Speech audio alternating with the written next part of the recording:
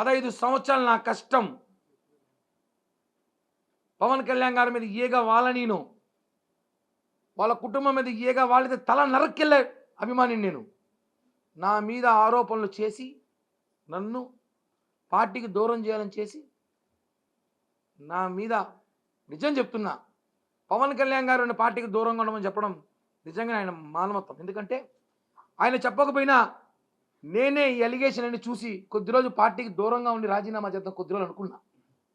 కొద్ది రోజులు దూరంగా ఉందాం, నేనే కొద్ది రోజులు పార్టీకి దూరంగా ఉందాం అనుకుంటున్నాను. నా వల్ల పార్టీకి చెడ్డ పేరు రాకూడదు, పవన్ కళ్యాణ్ గారు చెడ్డ పేరు రాకూడదు అనేసి నిన్న సాయంత్రమే మా ఇంట్లో వాళ్ళు చెప్పా.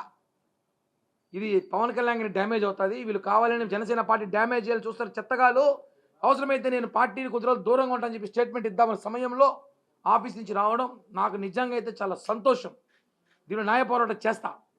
ఇంకా ఇంకా మీరు చాలా చూడబోతారు. ఆ అమ్మాయి బాధితులు ఎంతమంది రాబోతారు చూడండి. నేను ఇంకా అమ్మాయి గురించి మాట్లాడను. చట్టం ఎవరికి చుట్టం కాదు, చట్టం తన పనులు చట్టం చేసుకుంటుంది, ఇది వాస్తవం. కానీ భూమన అభినయ్ రెడ్డి ఎక్కడున్నావు? టూర్కి వెళ్ళావా? ట్రిప్లో ఉన్నట్టున్నాడు పాపం. యాడ ట్రిప్లో ఉన్నాడు చెప్పకూడదు. కిరణ్ రాయల్ పని అయిపోయి ట్రిప్కి వెళ్తాడు. ఇప్పుడే మొదలెట్టాడు కిరణ్ రాయల్, ఇప్పుడు మొదలెట్టాడు. చెప్పాను నేను మొన్న కూడా. లేదు ఆ అమ్మాయి గురించి మీకు తెలీదు, ఆ అమ్మాయి ట్రాప్లో పడినారు, ఆ అమ్మాయిని ట్రాప్ చేశారు, మీరు అమ్మాయిని ట్రాప్ చేశారు, అమ్మాయిని ట్రాప్ చేశారు. ఆ అమ్మాయి కూడా చెప్పా ఈ మధ్య ఎప్పుడో 2 ఏళ్ళ ముందే.